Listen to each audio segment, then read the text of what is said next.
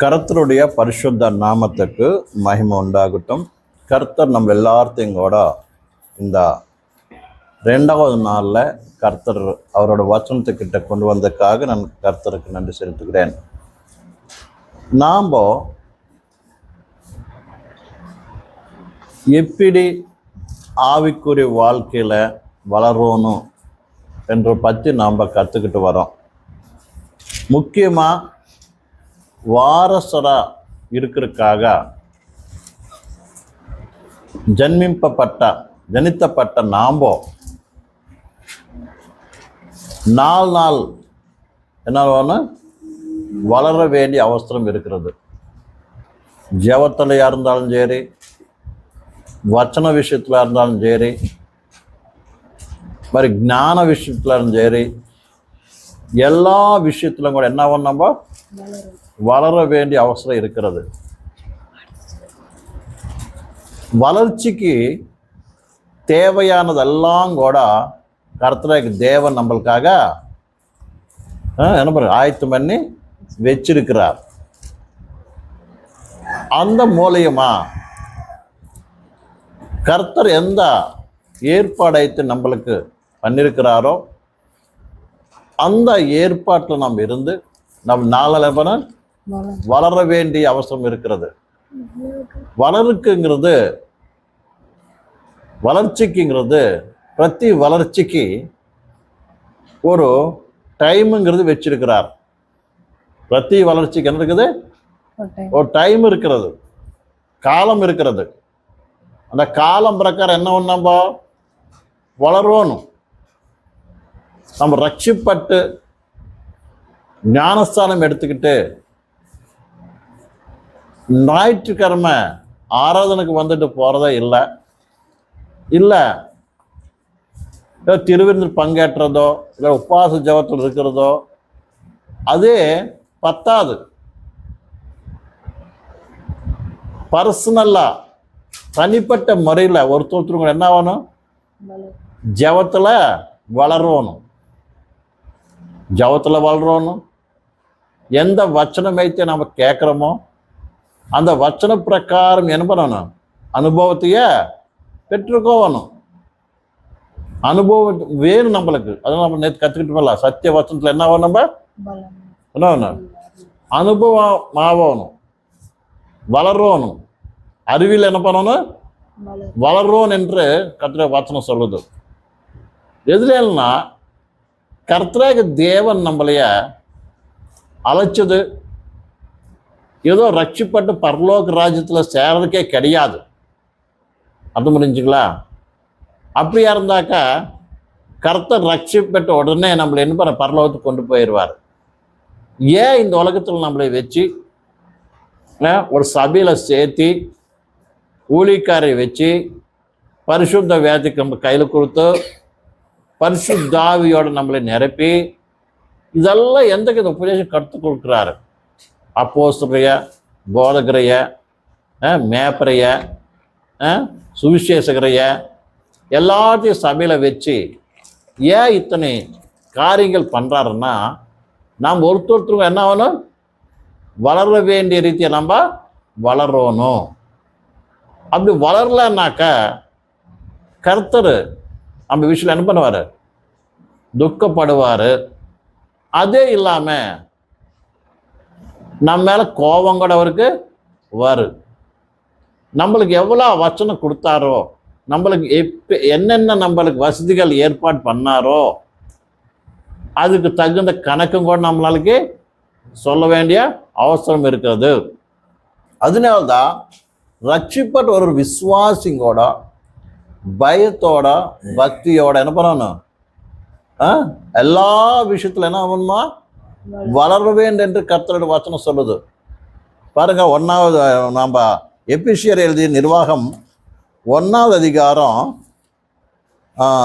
மன்னிக்கணும், எபிசியர் எழுதிய நிர்வாகம் 4வது அதிகாரம்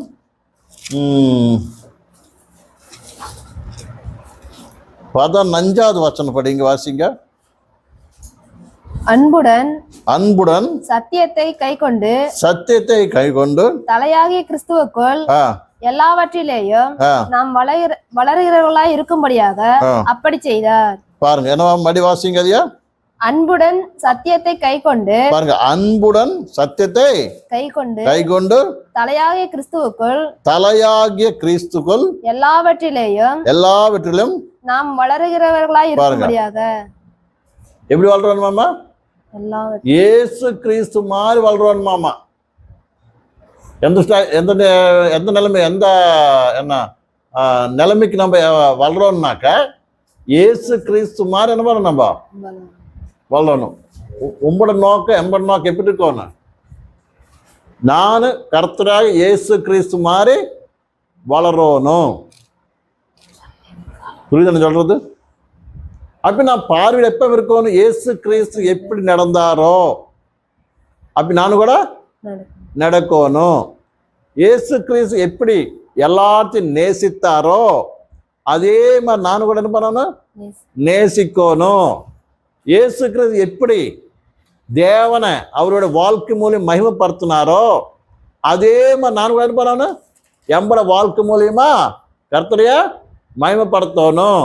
கர்த்தர் எப்படி அவர்கிட்ட வந்தவர்களுக்கெல்லாம் நன்மை பண்ணாரோ அதே மாதிரி நாம கூட என்ன பண்ணணும்? எல்லாத்துக்கு முன்னால முடிஞ்ச மட்டுக்கு என்ன பண்ணணும்? நன்மை பண்ணணும். கர்த்தர் என்னென்ன பண்ணாரு இந்த உலகத்துல அது மாதிரி பண்றது நம்ம என்ன பண்ணணும்?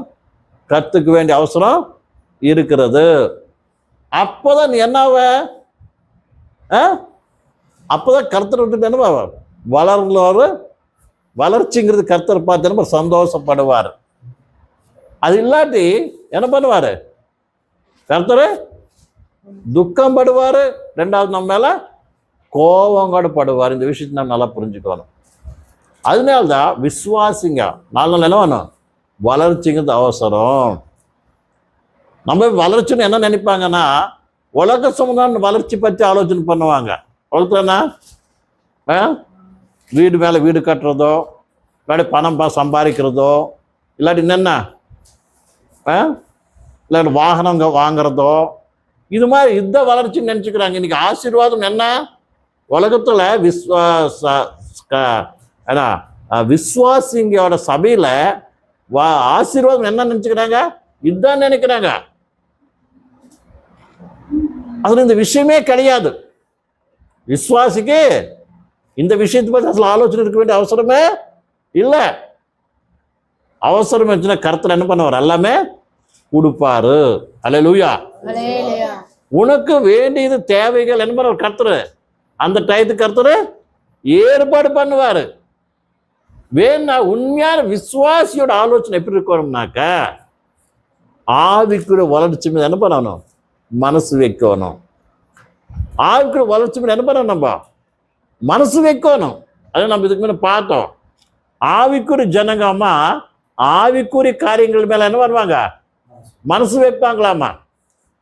நீ ஆவிக்குரிய மனிதனா இல்ல மாம்ச சம்பந்தமான மனிதனா? நீ சொல்லுங்க, எந்த மனிதர்? நம்ம ஆவிக்குரிய மனிதரை நம்ப இல்லாட்டி மாம்சக்கூடிய மனசுரா?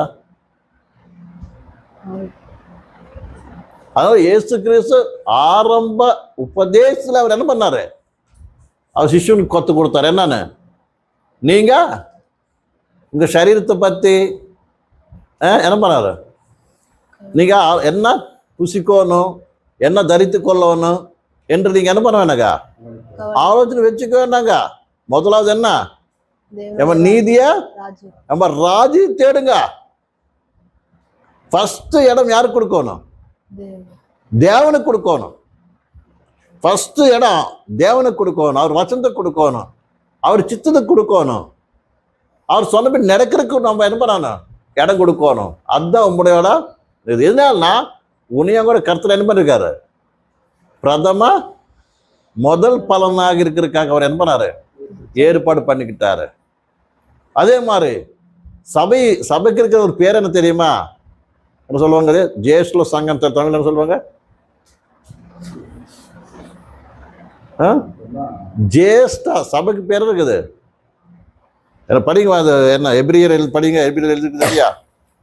எபிரியர் 12வது அதிகாரம், எபிரியர் 12வது அதிகாரம்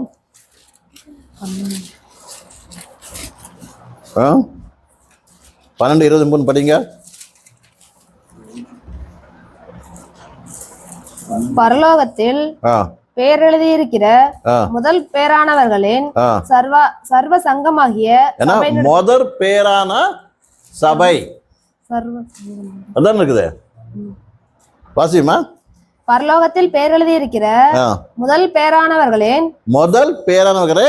சர்வ சங்கமாகிய சபையினிடத்திற்கும் யாவருக்கும் நியாயாதிபதியாக தேவனிடத்திற்கும் எனக்கு முதல் பேரானவங்க முதல் பேரானவங்க யாசா எதையும் வித்துக்கிட்டாரு? யாக்கோ வித்துட்டாரு இல்லையா ஸ்கூலுக்காக? ஜேஷ்ட புத்திரம். ஜேஷ்ட சபைக்கு என்ன பேர் தெரியுமா? ஜேஷ்ட சபை. முதல் பேரான சபை. அப்படின்னா கர்த்தர் சபைய எப்படி இருக்குன்னு பார்க்கிறாரு. அவரு முதல் பேரான இல்லாட்டி ஜேஷ்ட சபையா பார்க்கிறாரு. அது நம்ம எப்படி இருக்கணும்? அவருக்கு ஜேஷ்ட சபை. அதே மாதிரி நீ நானும் கூட அந்த முதல் கனியா முதல் பலன் எப்படி இருக்குதோ அந்த அந்த ஸ்தாய்க்கு நம்ம எதுக்கு வரும்? ஸ்தாய்க்கு என்ன சொல்லுவாங்க? அந்த நிலைமைக்கு நாம என்ன ஒண்ணு வளரணும். நான் சொல்லும் பாரு, அந்த முதல் பலன் எப்படி இருக்குமோ அப்படி நாம கூட என்ன பண்ணணும்? எல்லா விஷயத்துல பர்ஃபெக்டா ஆகணும், சம்பூர்ணம் ஆகணும். நம்ம அதனால்தான் ஒரு விசுவாசி நீ இந்த விஷயத்தை எப்பைத்து உனக்கு புரியுதோ அறியுதோ அப்ப மனசுல என்ன நினைச்சுக்கணும் தெரியுமா? என்ன நினைச்சுக்கணும்? கர்த்தர் என்னைய ஒரு ஜேஷ்ட பலனா இல்லாட்டி முதல் பலனா இருக்கிறாங்க என்ன பண்ணாரு? இல்லையா ஜன்மிப்பா ஜனிப்பித்தார். அது நான் எப்படி இருக்கணும்? அதுக்கு தகுந்த மாதிரி நான் வளரணும், அதுக்கு தகுந்த மாதிரி இருக்கணும். உதாரணத்துக்கு வீட்டில் ஒரு ஜேஷ்ட புத்திரனோ புத்திரியா இருக்குது நினைச்சுங்க. முதல்ல பிறந்தவங்க அர்த்தம் பண்ணிச்சா? அவங்க மைண்ட்ல என்ன இருக்கு? நானும் பெரியவன், இந்த வீட்டுக்கு என்ன அவன் ஜேஷ்ட புத்திரன். அதுக்கு தகுந்த மாதிரி நான் நினைப்பேன் நடக்கணும். அர்த்தம் நடக்கணும். அர்த்தம் என்ன? என்னைய பார்த்து நம்மளை பின்னால் இருக்கிறவங்க என்ன பண்ணணும்? நடக்கிறது கத்துக்கணும். ஒருவேளை அப்படி இல்லாட்டி நம்ம என்ன பண்ணுவோம்? பார்க்கறேன்னு சொல்லுவாங்க, ஏய் நீ வீட்டுக்கு என்ன பெரியவன், அது தகுந்த மாதிரி என்ன வேணும்? நடக்க வேண்டியது இருக்குது. இந்த குடும்பத்திலேயே என்ன இருக்கணும்? நீ எல்லாரும் உன்னை பார்த்து கத்திக்கிற மாதிரி இருக்கணும். ஒரு சமயம் ஜேஷ்ட புத்திர சரியா நடக்காட்டி அது பண்ணிச்சா கீழே இருக்கிறவங்க என்ன பண்ணுவாங்க? இவர் கீழ்படுவாங்களா? கீழ்பட மாட்டாங்க. அதனால நம்ம சண்டை கட்டுவோம். நீ யார் பெரியவன், பெரியவன் இருக்கிற மாதிரி என்ன பண்ணணும்? இருக்கணும். அது மாதிரி உங்களோட வாழ்க்கை என்ன ஆகணும்? வளரணும். நான் யாரு? எதுக்காக கர்த்தர் என்னை திரும்பி பிறப்பிச்சார்? இது எல்லார்த்தோட இருக்கிறாருக்கு இல்ல. நீ மதத்துக்கு சம்பந்திச்சுனா மனிதன் கிடையாது. ஒரு சில நீ மதத்துக்கு சம்பந்தமான వ్యక్తిயா இருந்தா உன்னை யாரும் கேட்க மாட்டாங்க. இஷ்டமா நாளைக்கு நான் சர்ச்சுக்கு போகலாம், இஷ்டம்னா கம்மல் இருக்கலாம். இல்லாட்டி வருஷத்துக்கெல்லாம் கூட போகாம கேவலம் எப்போ போகிறது? கிறிஸ்மஸ்க்கோ நியூ இயருக்கோ ஈஸ்டருக்கோ போயிட்டு வந்தால் போதும். உன்னை யாரு கண்டுக்கே மாட்டாங்க. அது மாதிரி இந்த சபை கிடையாது. அது மாதிரி இருக்கிறதுக்காக உனக்கு கர்த்தர் என்ன பண்ணல, தேர்ந்து கொள்ள, அதுக்காக உன்னை அழைக்கல. அதனால்தான் நமக்குள்ள இருக்கிற ஒருத்தருக்கு மைண்டுக்குள்ள என்ன இருக்கும் தெரியுமா, மனசுல என்ன, நான் யாரு, ஜேஷ்ட பலம், ஜேஷ்ட சபை, முதல் பேரான சபைக்கு சேர்ந்தவன் நான். இருக்கிறீங்களா சபையில்? இருக்கிறீங்க நீங்க எல்லாம் சபையில் சேர்ந்துருக்கிறீங்களா? சேர்ந்துருக்கீங்களா இல்லையா? இருக்கிறீங்களா சபையில் இல்லையா? இருக்கிறீங்களா இல்லையா?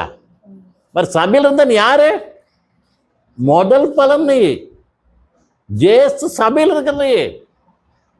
அல்லா இதில் எப்படி இருக்கோம், நம்மளை பார்த்து இன்னொருத்தர் கற்றுக்கிற மாதிரி இருக்கணும்.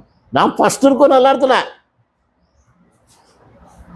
அதுதான் அதனால்தான் தாய் தாப்பு இருந்தவங்க என்ன பண்ண, ஃபர்ஸ்ட் ஏதாவது சொல்லணுமாலும் செய்யணுமாலும் ஆலோசனை பண்ணணுமாலும் ஏதாவது விஷயம் சொல்லாமல் யாரும் சொல்லுவாங்க? பெரியவங்க தான் சொல்லுவாங்க. நல்லது கேள்வி பேசணும் யாருக்கிட்ட பேசுவாங்க? வீட்டில் பெரியவங்க தான் பேசுவாங்களே இல்லையா? இல்லையா? அதே மாதிரிதான் நீ எப்ப நீ நான் ஜேஷ்ட புத்திரன், நான் ஜேஷ சந்ததி, நான் ஜேஷ்டா சபையில் இருக்கிறவன் அப்படின்னு நீ புரிஞ்சுக்கிறியோ, அந்த அறிவு எப்ப வருதோ, ஆட்டோமேட்டிக்கா நீ என்ன பண்ண தெரியுமா, அதுக்கு தகுந்த மாதிரி நடந்துக்குவ. அர்த்தம் புரிஞ்சுங்களா? அதுக்கு மாதிரி என்ன பண்ணுவ, நடந்துக்குவ. நம்ம பேர்த்துக்கு நம்ம யாரோங்கிறது கூட தெரியாம ஒரு நிலைமையில் இருக்கிறாங்க. நம்ம யார், நம்மளுக்கு என்ன, நம்ம யார் நம்மளுக்கு தெரியல. அதில் கொஞ்சம் பேருக்கு இயேசுக்கு கர்த்தர் என்ன சொல்றாரு தெரியுமா, அந்நீர் மூலிகை நம்மளுக்கு புத்தி சொல்ல வைப்பார். அந்நீர் என்ன சொல்லுவாரு, புத்தி சொல்ல வைப்பார். நான் கூட அப்போ திட்டம் இல்லையா, நீ வீட்டுக்கு பெரியவன் இப்பயே இருக்கிறது திட்டுற மாதிரிதா தேவன் நம்மளுக்கு என்ன பண்ணுவார், அந்நீர் மூலியம் என்ன பண்ணுவார், புத்தி சொல்ல வைப்பார். இந்த விஷயத்தை நாம் நல்லா அறிஞ்சிக்க வேண்டிய அவசரம் இருக்கிறது. ஹல்லேலூயா, ஹல்லேலூயா. அதனால ஜேஷ்ட புத்திரனா இருக்கிற நம்பக்குள்ள, ஜேஷ்ட சந்ததியா, ஜேஷ்ட சபையா, முதல் பேரான சபையா இருக்கிறா நம்பக்குள்ள எந்தெந்த குணங்கள் இருக்கக்கூடாதுங்கிறது மட்டுமாதான் தெரிஞ்சுக்கணும். நாம முதல் பேரான சபையில இருக்கணும்னா நமக்கு தகுந்த குணங்கள் நமக்குள்ள வேணும். எப்ப நமக்குள்ள அவசரம் இல்லாத குணங்கள் எடுத்து எறியுமோ அப்பதான் அசலான ஆவிக்குரியா என்ன, ஆவிக்குரியா ஆலோசனை நமக்குள்ள, ஆவிக்குரியா ஜேஷ்ட புத்தி நமக்குள்ள வரும். கர்த்தருக்கு மகிமை உண்டாகட்டும்.